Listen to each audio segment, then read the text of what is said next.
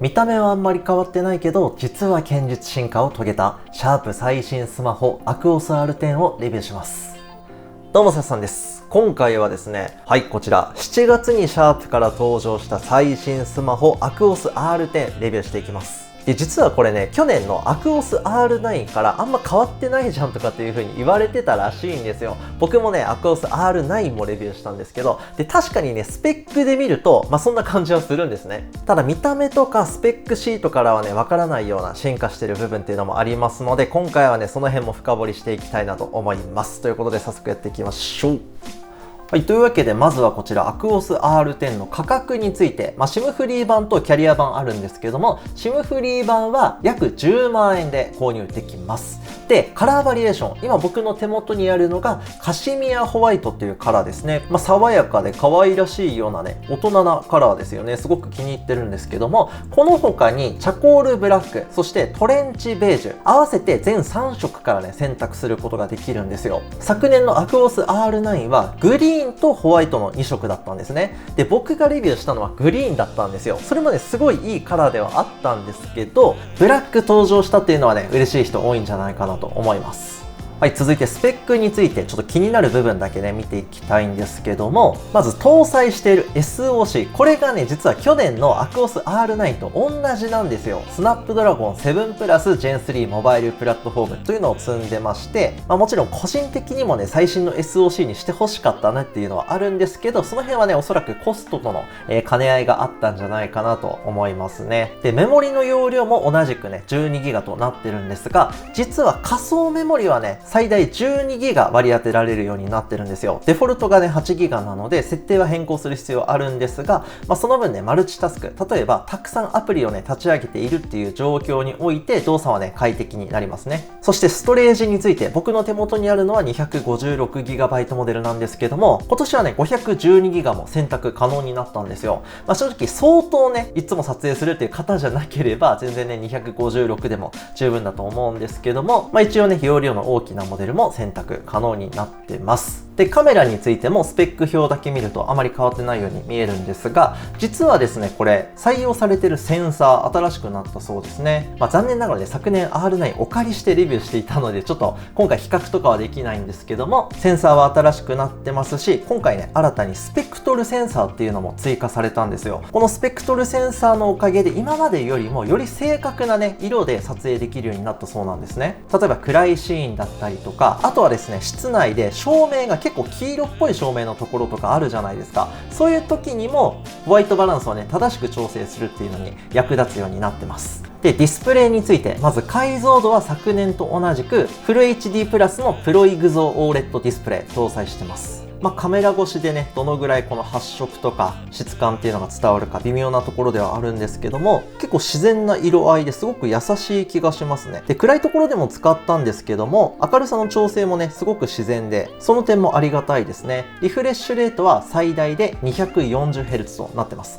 240Hz とは言ってもですね、半分は黒挿入になっているので、その点はご留意ください。単純な 240Hz っていうのもまた違います。で、ディスプレイの最後が明るさなんですけども、これがですねピーク輝度最大3000ニットとなりました。 R9 はねこれ最大2000ニットだったので 1.5 倍のね明るさになってるんですよ。試しに屋外明るい時間帯ですね使ってみたんですけども、太陽光が直接ねディスプレイに当たってるっていう状態でも暗いとかはね全然思わなかったですね。もう真夏のね明るいところでもすごく快適に使うことができます。バッテリー容量も R9 と同じく 5000mAh で、ただ給電のワット数っていうのは変わってまして、これがね 36W になったんですよ。R9 は非公開ではあるんですけども、満充電までにかかる時間っていうのが R9 は130分のところ R10 は110分となってます。若干早くなったかなっていう感じですね。で、最後に通信部分なんですけれども、これがね UWB に対応したんですよ。R9 は非対応。簡単に説明すると、超高帯域の無線通信のことで Bluetooth よりも正確に位置を測ることができるんですね。それによって近くにある機器とより正確に通信が可能なので、スマホを車の鍵として使ったりとか、スマホを玄関の鍵として使ったりとか、もちろんスマホだけじゃなくて組み合わせて使う機器も対応してる必要はあるんですけど、将来的にそういったデバイス増えてくるはずですので、一回スマホを買ったらしばらく買い替えないという人にとってはね、結構重要なポイントかなとは思います。で、もちろんお財布携帯っていうのも対応してますし、OS のバージョンアップデートは発売日から最大で3回、セキュリティアップデートも発売日から最大で5年対応してるんですよ。最近こういう風に発売の段階でこのぐらいアップデート期間保証してますっていう端末増えてきてるんですよ。で、よりね、高価格帯になるともっとその期間長かったりするんですけども、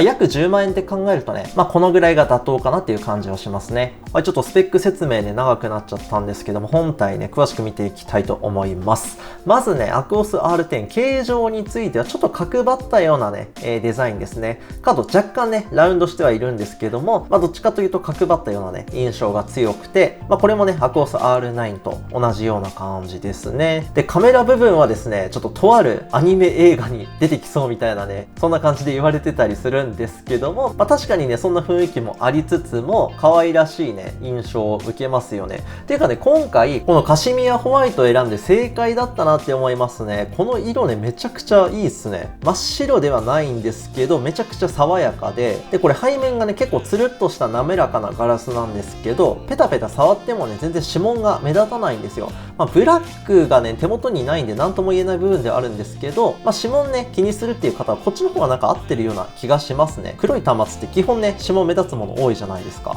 で、ちょっとカメラで見えにくいかもしれませんが、ここにね、お財布のロゴが入ってると。で、端末のサイドについては、素材はね、アルミ製だと思いますね。右側に電源ボタンと、その上音量調整っていう風になっていて、このね、電源ボタンの位置真ん中よりちょっと下側なんですよ。こうやって持った時に結構ね、自然と押せるというか、むしろ僕の場合はですね、ちょっと行き過ぎちゃうぐらいの、位置なのかなと思いましたね。全然使ってて押しにくいとかはないですね。ちなみに電源ボタンと音量ダウン同時押しでね、スクリーンショットを撮ることもできます。次に本体上部に行って、この部分、これ Aquos R9 と一緒なんですけども、ここがね、SIM カードトレイになってるんですよ。しかもこれ取り外しめちゃくちゃ簡単なんですね。普通ね、ちっちゃい穴が開いてて SIM ピンぶっ刺したらそれが出てくるっていう風になってるじゃないですか。これはね、普通に爪で引っ掛けて引っ張ったら簡単に外せるんですよ。めちゃくちゃ楽ちんなんですね。僕はしょっちゅういろんなスマホね、乗り換えたりするので、これ嬉しいんですよ、地味に。あれ、SIM ピンどこ行ったっけってなりがちなんですよね。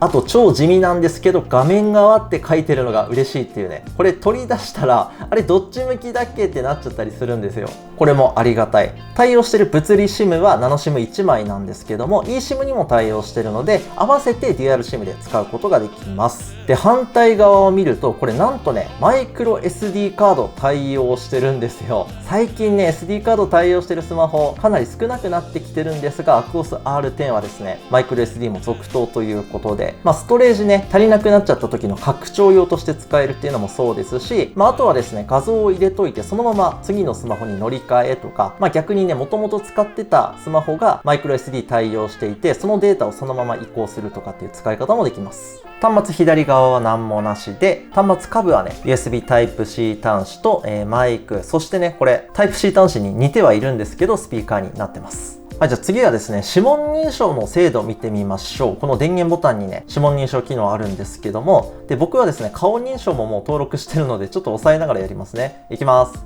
ほい。こんな感じ。どうでしょうか、反応速度。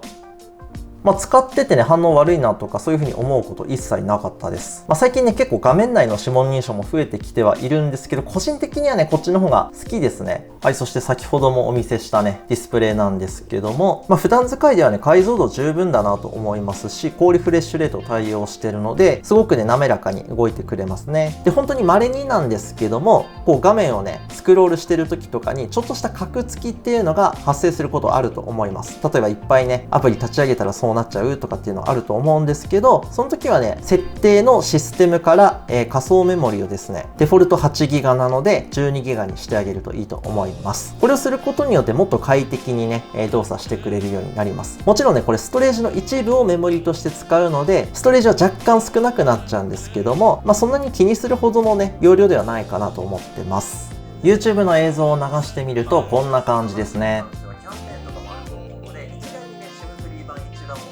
スピーカーの音質についてもフリー楽曲で試してみます。